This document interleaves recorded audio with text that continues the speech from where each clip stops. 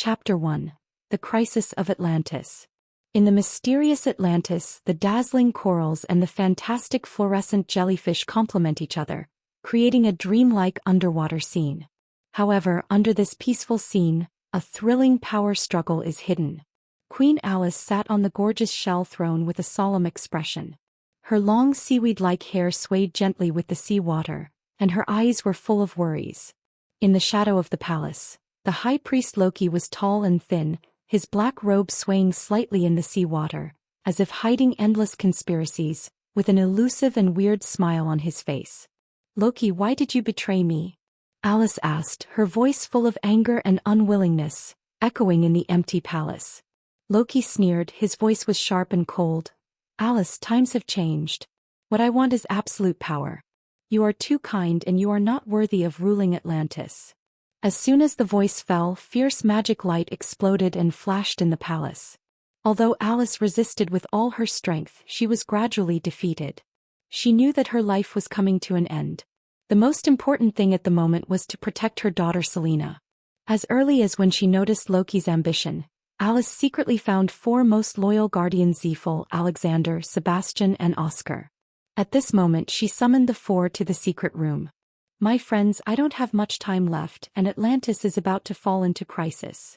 Alice's voice trembled, but her eyes were firm. "This is a token to open Selena's magic seal. When she reaches the right time it will work.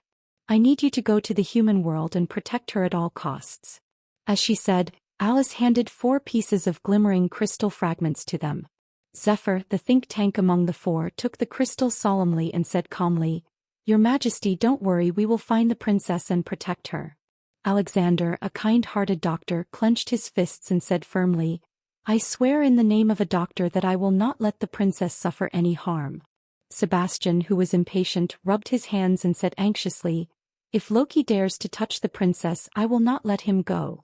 Oscar nodded silently, his eyes full of expectations for the unknown journey, and whispered, "No matter where we are, we will be with the princess."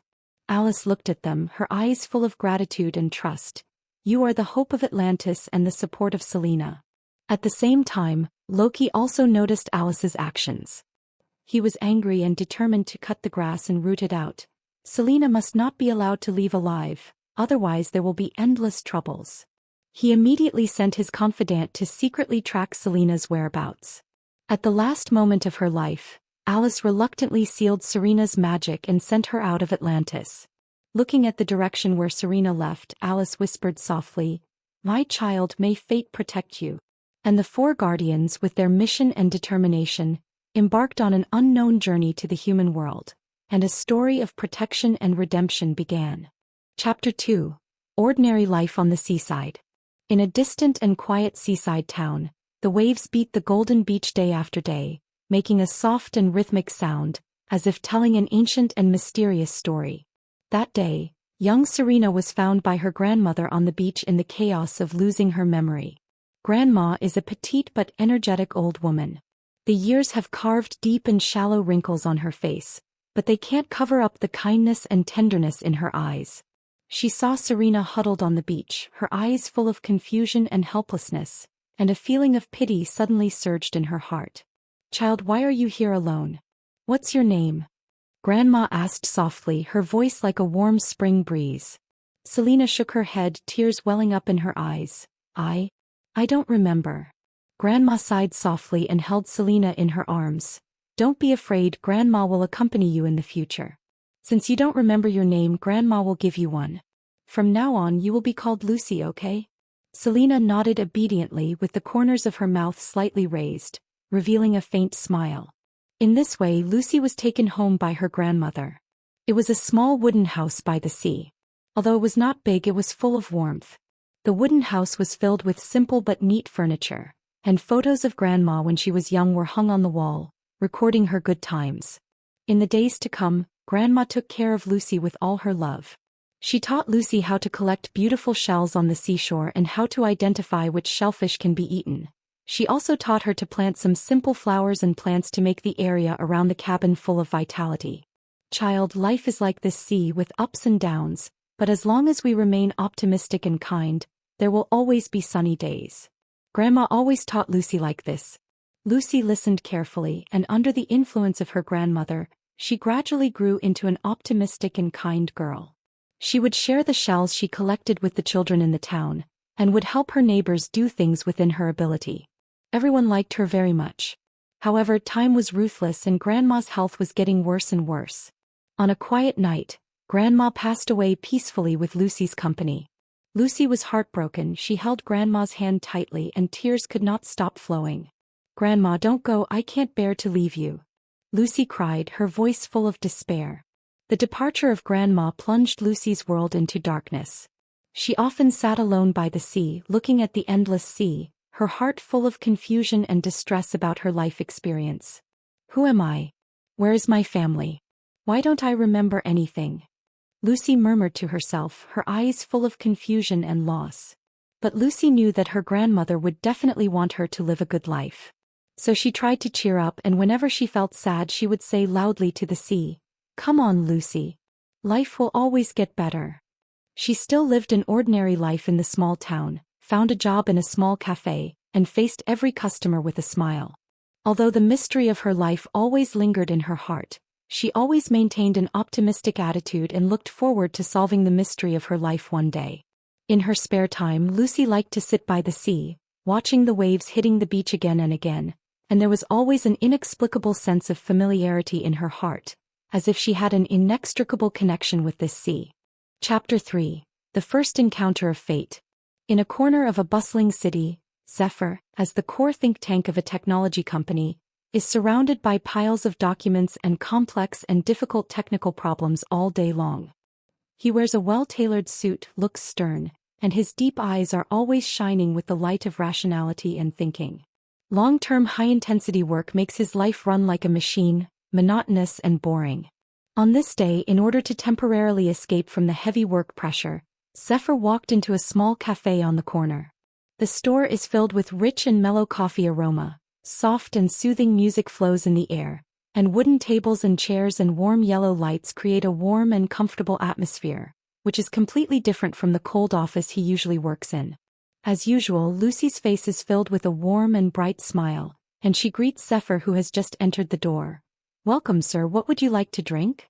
Her smart eyes are like the twinkling stars in the night sky, exuding charming vitality. Zephyr was slightly stunned, and after a moment he replied, "One Americano, thank you." His voice was low and magnetic, but he could not hide his fatigue. While waiting for coffee, Lucy noticed the document tightly held in Zephyr's hand, which was full of dense codes and comments, and asked curiously, "It seems that you work very hard. This project must be very challenging, right?" Zephyr smiled bitterly and sighed. "Yes, the technical bottleneck has not been broken and the whole team is exhausted." Lucy blinked playfully and said, "Maybe you should relax and change your thinking. Maybe inspiration will suddenly come like magic. Just like this coffee, it smells good and makes people full of energy when you drink it." Her words moved Zephyr's heart, and he began to look carefully at the girl in front of him. Her optimism and vitality seemed to have an invisible infectious power, like the warm spring sun, which could dispel the haze that had accumulated in his heart for a long time. Since then, Zephyr has been like a demon frequenting this cafe. Every time he came, he would chat with Lucy for a few words. From work troubles to life trivia, the topics became more and more extensive.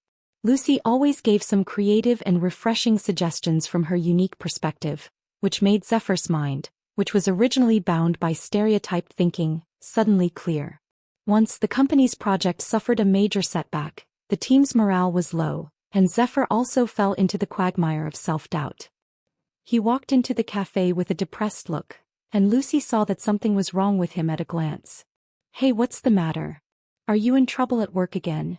Lucy asked with concern. Zephyr nodded helplessly. "Maybe this time it's really messed up. Everyone has made so much effort but still failed." Lucy looked at him seriously, her eyes full of encouragement. "Zephyr, failure is only temporary. You see, the sea also has ebbs and flows, but it never stops rushing. Every failure is an opportunity to grow. Maybe next time you can create a miracle." Lucy's words were like a shot of adrenaline, injected into Zephyr's heart. He looked at Lucy, and an indescribable feeling of moving and admiration surged in his heart. Under her influence, Zephyr gradually discovered that life was not only about work pressure and boredom, but also many beautiful things that he had overlooked. He began to try to stop and enjoy the aroma of a cup of coffee and appreciate the blue sky and white clouds outside the window during his busy work. And all of this was due to the changes that Lucy brought to him. Chapter 4. Encounter in the Hospital. That morning, the sun was gently sprinkled on the streets of the town as usual. Lucy hummed a light tune, holding the insulated box full of coffee tightly in her hand, and hurriedly walked on the way to deliver coffee. When she reached an intersection, a black car suddenly rushed out from the corner. The driver seemed to be distracted, and when he realized it, it was too late to brake and the car suddenly hit Lucy. Lucy was knocked to the ground and the insulated box in her hand flew out. Fortunately, she was not seriously injured, but her palms, knees and other places were scratched and a little blood was oozing out. The driver was panicking and quickly got out of the car and ran to Lucy, asking with a guilty face, "Girl, how are you? I'm so sorry, I was distracted just now." Lucy gritted her teeth, endured the pain, squeezed out a smile and said, "I'm fine, just a little scratch, don't worry too much." Although she was injured, she was still thinking about the driver. The driver insisted, "That won't work, you still have to go to the hospital for a checkup. I have to be responsible for this." Without saying anything, the driver carefully helped Lucy into the car and drove to a nearby hospital. In the emergency room of the hospital, the driver accompanied Lucy to do various examinations. After the examination, the driver was relieved after confirming that Lucy only had skin injuries. At this time, Alexander had just finished an operation and passed by the emergency room. Out of the professional habit of a doctor, he asked about Lucy's condition. Seeing Alexander in a white coat, Lucy told him the reason for the incident and said apologetically at the end, "It's all my fault. I delayed this big brother's time. He must have his own things to do." Alexander listened to Lucy's words and saw that she was still thinking about others even though she was injured. He couldn't help but be moved and was deeply moved by her kindness and optimism. Alexander looked at Lucy gently and said patiently, "Don't worry, it's okay after a thorough check. I'll take care of your abrasion and it will heal soon." His voice was steady and gentle, giving people an inexplicable sense of peace of mind. In the process of treating the wound, Alexander was skilled, calm and professional, and every movement was extremely gentle for fear of hurting Lucy. Lucy looked at the doctor in front of her. His calmness and professionalism gradually calmed her heart, which was originally a little flustered because of the injury. A few days later, Lucy went home humming a little song as usual, but found that a moving company truck was parked in front of the house next door that had been uninhabited for a long time, and several workers were busy moving furniture. She couldn't help but feel curious and slowed down her pace. At this time, a familiar figure walked out of the house. Lucy looked at him carefully, her eyes widened instantly and she shouted in surprise, "Dr. Alexander? Why are you here?" Alexander heard the voice, turned around and was also surprised. "Lucy? I didn't expect to meet you here." The two looked at each other and then they couldn't help laughing, surprised by this wonderful fate. Since then, Alexander and Lucy's lives have had more intersections. In the early morning when Lucy went out to work, she would often meet Alexander, who was also going to the hospital. They would greet each other with a smile and share a few words about each other's daily life. After get off work, Alexander would occasionally see Lucy fiddling with her flowers and plants in the yard, and he would take the initiative to step forward to help, and listen to Lucy's enthusiastic story of each pot of plants. Once, when Lucy was repairing the shaky fence of her house, she accidentally hit her finger and she frowned in pain. Alexander happened to pass by and hurried forward to check. He carefully blew on her injured finger, his eyes full of heartache. "Why are you so careless? I have a medicine box at home. I'll get it for you." Then he ran back to his home. Looking at Alexander's busy back, Lucy felt a warm current in her heart. In the process of getting along, Alexander was more and more attracted by Lucy's vitality and kindness. She always finds fun in ordinary life and is always optimistic and positive when facing difficulties. When Alexander is tired from work, Lucy will give him a cup of herbal tea brewed by herself and tell him some interesting anecdotes of the town, making him laugh.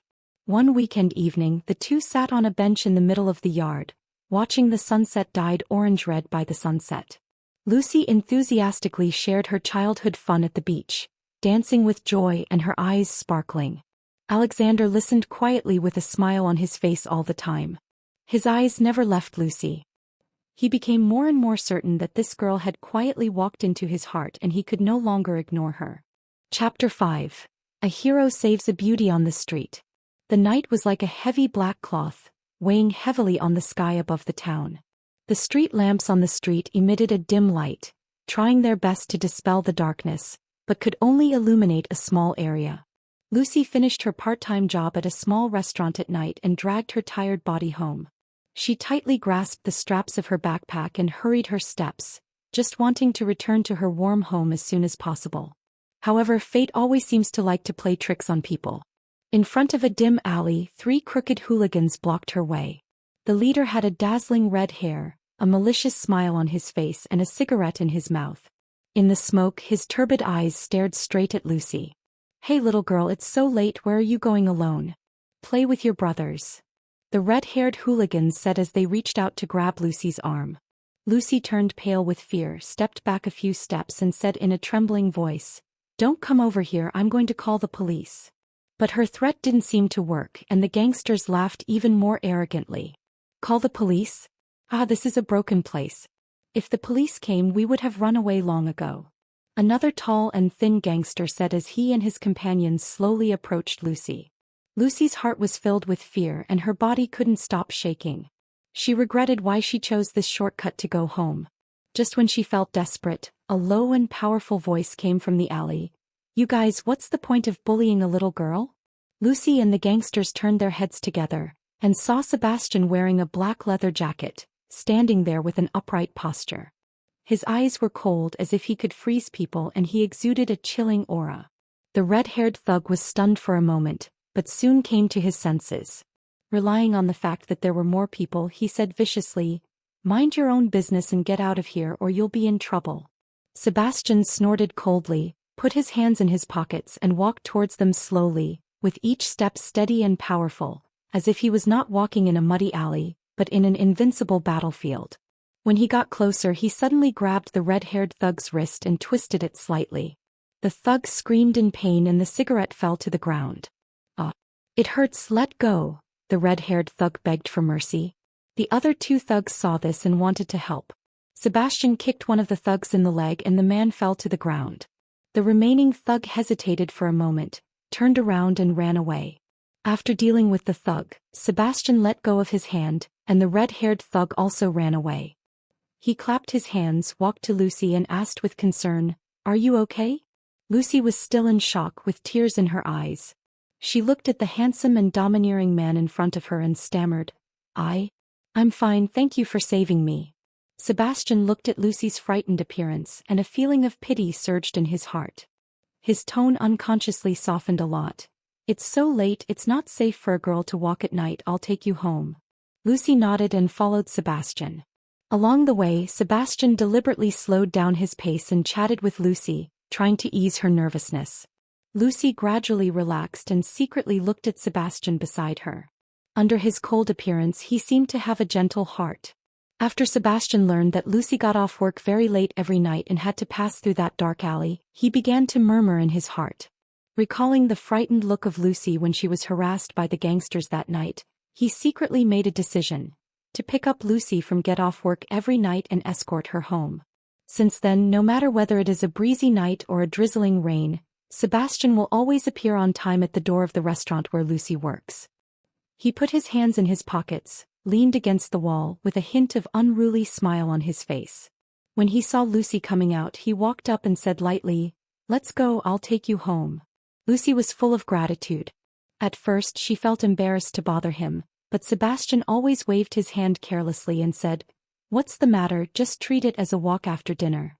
A few days of peace passed and no one expected that the gangsters who suffered last time would hold a grudge and plan to take revenge. It was another night and Sebastian and Lucy walked and talked and laughed as usual. Suddenly, 3 figures rushed out from the dark and they were the gangsters before. The red-haired thug in the lead glared at Sebastian fiercely and gritted his teeth and said, "Boy, I ruined your good thing last time. Let's see how arrogant you are today." As he said that, he took out a dagger and rushed towards Sebastian. Sebastian reacted quickly, protecting Lucy behind him and fighting with the thugs. But the other side had many people and weapons, and the situation gradually got out of control.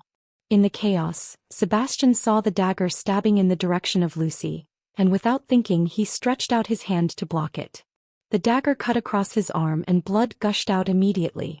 "Sebastian!" Lucy screamed in horror and her eyes turned red instantly. After getting rid of the thugs, Lucy hurriedly supported the injured Sebastian and ran towards home. She knew that Alexander was a doctor and his house was the closest. As soon as she arrived at Alexander's house, Lucy knocked on the door anxiously. Alexander opened the door and saw the injured Sebastian and Lucy with tears on her face. He understood the situation immediately and quickly welcomed them into the house. While treating the wound, Sebastian grinned nonchalantly. "It's a minor injury, it's okay, it will be fine in a few days." Lucy was so distressed that she cried and kept blaming herself. "It's all my fault. If I didn't ask you to send me every day." Sebastian hurriedly interrupted her. "Don't think about it, it has nothing to do with you, it's these gangsters who are too blind." While Alexander bandaged Sebastian skillfully, he shook his head secretly and joked with a smile. "Sebastian, you really don't care about your life to protect Lucy." Sebastian glanced at Lucy, his eyes full of tenderness, but he said stubbornly, "She is so weak, if I don't protect her she will be bullied badly." But Alexander knew in his heart that Sebastian's feelings for Lucy had already become deep inadvertently, and this love could be seen by others at a glance. Chapter 6. The Wonderful Fate of MV Shooting. That day the sun shone through the glass of the cafe and sprinkled on the wooden floor, forming patches of mottled light and shadow. In the cafe the familiar aroma of coffee permeated every corner. Lucy was busy behind the counter as usual, making fragrant coffee for customers. Suddenly, a group of people walked into the cafe in a mighty manner, breaking the original tranquility here. The leader was a young man wearing fashionable sunglasses and trendy clothes, Oscar. He looked around the environment of the cafe with satisfaction in his eyes. It turned out that Oscar's team had been searching for a long time to shoot a new MV, and finally chose this cafe full of warm atmosphere. The retro decoration style, warm-toned lighting and the quiet street view outside the window perfectly matched the romance and literary atmosphere needed in the MV. The director and staff acted quickly and began to arrange the shooting scene. Various professional photography equipment and lighting equipment were moved into the cafe one by one, and the originally spacious space suddenly seemed a bit crowded. Lucy looked around curiously, feeling both excited and nervous. After all, it was the first time that such a large-scale filming team appeared in this small cafe. Oscar took off his sunglasses, showing his iconic bright smile, and began to discuss the details of the filming with the director. His eyes were focused and serious, and he occasionally proposed some unique ideas and thoughts. During the communication, Oscar accidentally glanced at Lucy behind the counter. Her innocent smile and smart eyes immediately attracted his attention. "Hey, what do you think of that girl?" Oscar pointed at Lucy and said to the director, "She has a very special temperament. Maybe she can add a different feeling to our MV." The director looked in the direction Oscar pointed and his eyes lit up. "Well, it does have some flavor. Why don't you ask her if she is willing to make a cameo appearance?" So Oscar and the director walked up to Lucy together. Lucy stood there a little awkwardly, her hands unconsciously tugging at the corners of her clothes. "Hello," Oscar said with a smile, his voice gentle and kind. "We are shooting a music video. I think you have a good sense of the camera. We want to invite you to play a small role. Are you willing?" Lucy widened her eyes in surprise and pointed at herself. "Me? But I have never shot a music video before. Can I do it?" "Of course." Oscar encouraged. "Believe in yourself and we are here to guide you. This is a very interesting experience." Lucy hesitated for a moment, and finally nodded with an expectant smile on her face. In the following time, the staff quickly selected a suitable outfit for Lucy and simply put on her makeup. The shooting officially began, and Oscar patiently explained to Lucy the key points of every action and every expression. "Relax, smile naturally like usual, yes, that's it," Oscar said while demonstrating to Lucy. During the shooting process, Lucy was a little reluctant at first, but with Oscar's encouragement and guidance she gradually found the feeling. She and Oscar performed a romantic story in the cafe together, and every look and every action was full of tacit understanding. The staff around also gave Lucy's performance a thumbs up. As the shooting progressed, Lucy and Oscar had more and more exchanges. Oscar found that Lucy not only had an outstanding appearance, but also a very cheerful and optimistic personality. Every idea and insight of hers could bring new inspiration to people.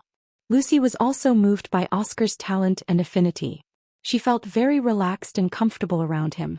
When the afterglow of the setting sun sprinkled through the window into the cafe, today's shooting finally ended smoothly. Lucy looked at the busy staff packing up the equipment with some reluctance, and her heart was filled with unforgettable memories of this special experience. Oscar walked up to Lucy and said with a smile, "You performed so well today. I hope we will have the opportunity to work together in the future."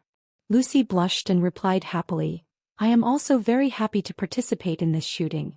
Thank you for giving me this opportunity." Since then, Lucy and Oscar have gradually contacted more and more, and their friendship has quietly taken root. Chapter 7. The Beginning of the Conspiracy. In the deep and dark underwater cave of Atlantis, there was a strange blue light, and the surrounding rocks were covered with seaweeds emitting dim light, like strange eyes, peeping at everything. Loki, wearing the black robe that always exudes a mysterious atmosphere, paced back and forth in the cave, his eyes always fixed on Vivian in front of him. Vivian sat aside, her face full of unwillingness and anger. Seeing this, Loki deliberately let out a long sigh and slowly said, "Vivian, look at you, you have magic power, but you can never compare to Selena. Even if she comes to the human world, she can easily attract everyone's attention and gain endless love. But what about you? In Atlantis, you are just a forgotten existence." His voice was low and bewitching, and every word was like a sharp knife, piercing Vivian's heart. Vivian bit her lips tightly, her nails dug deep into her palms, her eyes were bloodshot due to anger. "No, I am no worse than her. I will never be willing to be outdone by her." Loki's mouth corners slightly raised, revealing a barely perceptible sneer, and continued to exaggerate. "Do you know? Selena is living a carefree life in the human world under the pseudonym Lucy, and is surrounded by 4 powerful guardians who are devoted to her. And you can only be trapped here and watch her enjoy everything." As he said, Loki gently waved the staff in his hand, and a water curtain slowly emerged, which clearly reflected Lucy's life scene in the human world. She was talking and laughing with Zephyr, Alexander, Sebastian and Oscar, and they were close. Vivian looked at the picture in the water curtain, and the fire of jealousy burned in her heart, almost swallowing her. "I want to kill her. I want her to disappear from this world," she shouted hysterically. Seeing that the time was right, Loki stepped forward, gently patted Vivian's shoulder, and comforted her hypocritically. "Don't worry, child. I can help you. But you have to listen to me. She has 4 guardians around her now, and you can't act rashly. You have to find a way to get them away from her one by one and isolate her. Then it will be much easier to take action." Vivian raised her head, her eyes full of determination. "What should I do?" Loki approached Vivian, lowered his voice and told her the plan in detail. After speaking, he patted the back of Vivian's hand and vowed, "After the matter is accomplished, I will ascend to the real throne of Atlantis, and you will be a noble existence above everyone else. I will never treat you unfairly." Vivian clenched her fists and nodded heavily. She took a deep breath and the magic power surged around her. In an instant she turned into a stream of light and flew towards the direction of the human world. Looking at Vivian's departing back, Loki showed a sinister and cunning smile on his face, and the laughter echoed in the cave, revealing endless chill. He murmured to himself, "Selena, your death is not far away, and Atlantis will soon be completely under my control." Chapter 8. The Origin of Misunderstanding. In the prosperous city of the human world, Vivian's carefully planned conspiracy is like a quietly blooming evil flower, beginning to show its hideous fangs. She first tried to get close to Zephyr's competitors and cleverly leaked some key business secrets, and then forged a series of evidence to point the finger of the leak at Lucy. When Zephyr saw the evidence, his heart was like a heavy hammer, and shock and anger instantly surged into his heart. He rushed to Lucy and threw the evidence heavily on the table, his voice trembling with anger. "Lucy, what is going on? I trust you so much, why do you do such a thing to betray me?" Lucy looked at the evidence in front of her, her face blank, her eyes full of grievance and innocence. "Zephyr, this is not my doing, I don't know where these things come from. I definitely didn't betray you. But at this moment, Zephyr was so angry that he couldn't listen to Lucy's explanation at all. The two quarreled and parted unhappily. Then Vivian set her sights on Alexander. She found him while Alexander was busy in the hospital and said mysteriously, "Dr. Alexander, do you think Lucy really likes you? She is just using you and your feelings to satisfy her own selfish desires." After hearing this, Alexander remembered Sebastian's deep affection for Lucy, and his heart was full of doubts and pain. His feelings for Lucy instantly fell into confusion, and his originally firm heart began to waver. Afterwards, Vivian used tricks in front of Sebastian and Oscar to create misunderstandings. She let Sebastian see the illusion that Lucy was talking intimately with a strange man, and hinted to Oscar that Lucy's feelings for him were not pure. For a time Lucy and the four guardians had many conflicts and their relationship reached a freezing point. However, deep down Zephyr, Alexander, Sebastian and Oscar's feelings for Lucy were not so easily destroyed. After calming down, they all recalled every bit of their time with Lucy, and those beautiful memories were like warm sunshine, gradually dispelling the haze in their hearts. They knew Lucy's kindness and innocence. Although the evidence in front of them seemed conclusive, they still chose to believe Lucy in their hearts. But the contradiction at this time made them feel that both sides needed time to calm down and sort out everything. Just as the four guardians fell into contemplation and were ready to find Lucy to communicate again, Vivian seized this once-in-a-lifetime opportunity. It was a dark and windy night. The thick darkness was like ink splashed in every corner of the city. The stars and the moon were obscured by heavy clouds. Lucy walked home alone, feeling heavy as if she was filled with lead. The street lamps on the street emitted a dim and weak light, casting her lonely and desolate shadow on the ground. Suddenly, a piercing cold wind whistled past, rustling the branches on the roadside. Lucy shuddered, hugged her arms and quickened her pace. At this moment she caught a glimpse of a black shadow flashing past the corner of the wall, and an ominous premonition suddenly surged in her heart. Before she could react, a cloud of black smoke rushed in from all directions like a surging tide, instantly enveloping her. The smoke was filled with a pungent smell, choking Lucy to cough. She widened her eyes in horror, trying to see the situation around her, but found that there was only darkness in front of her. "What's going on? Who's there?"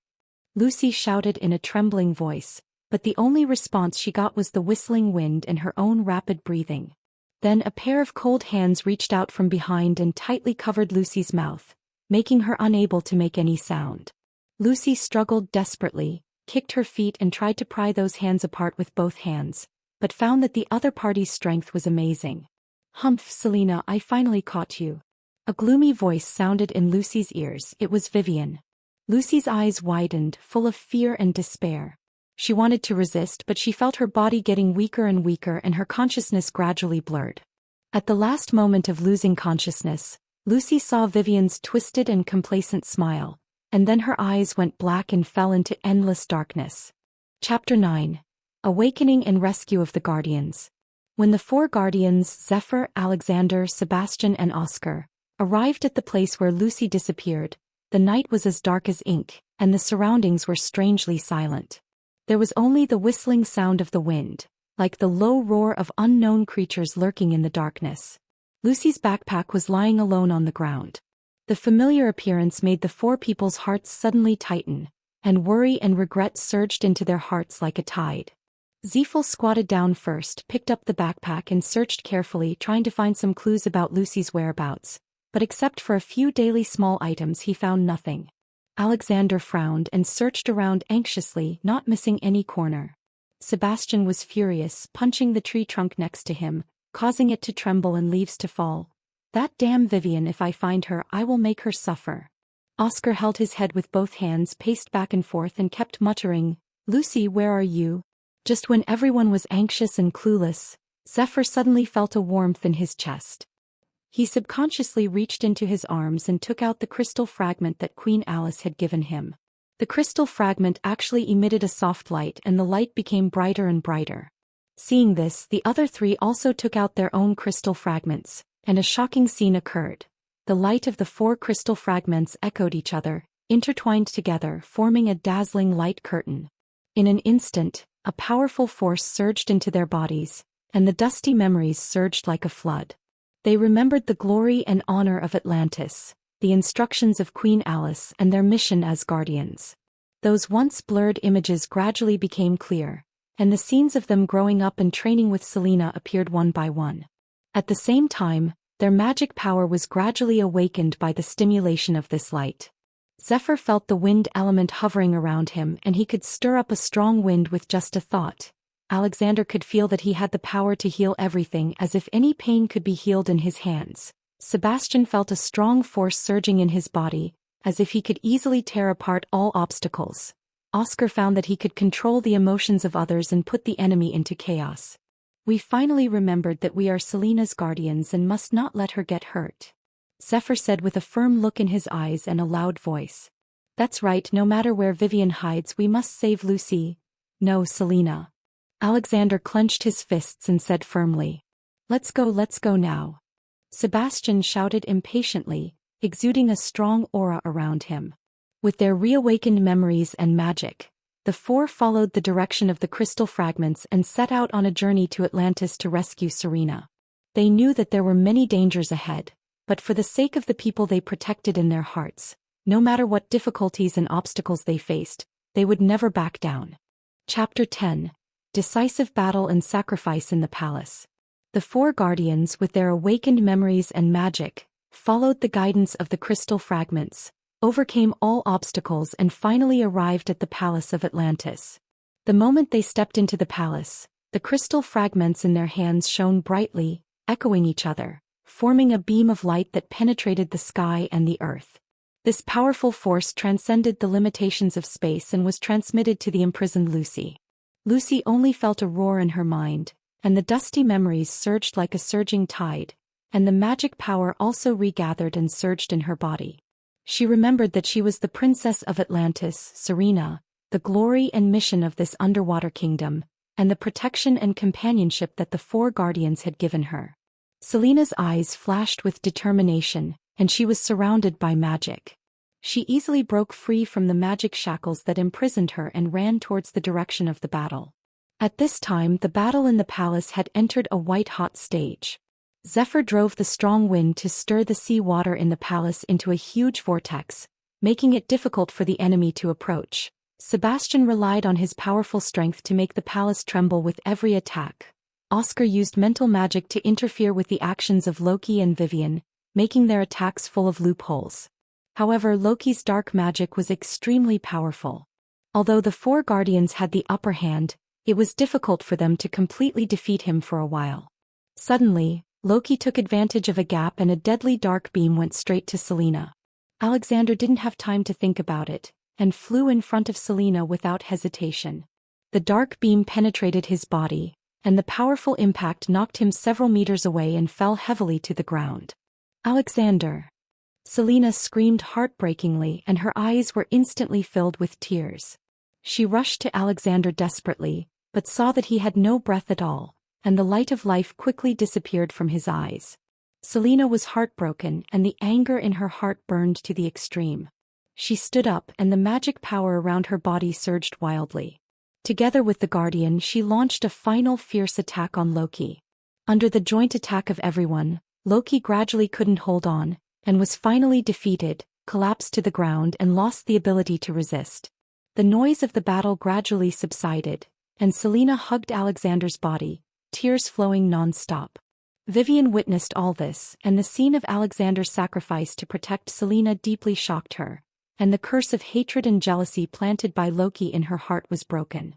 She looked at the grieving Selena and the dead Alexander, full of regret. What have I done? Vivian murmured to herself, her voice full of pain and self-blame. She slowly walked to Alexander's side, her face full of determination. I will use my life to make up for my mistakes. After that, Vivian mobilized all the magic power in her body and continuously injected her life energy into Alexander's body. As the magic power passed, her body gradually became transparent, turning into countless crystal bubbles, floating in the palace of Atlantis. Under the effect of Vivian's magic, Alexander's wounds healed quickly and slowly opened his eyes. Selena was surprised and hugged Alexander tightly. Everyone looked at the place where Vivian disappeared, and their hearts were filled with emotion. This thrilling battle finally came to an end, and Atlantis will usher in a new chapter. Chapter 11. The New King Ascends the Throne, a New Journey. After this series of twists and turns, Selena finally became the Queen of Atlantis.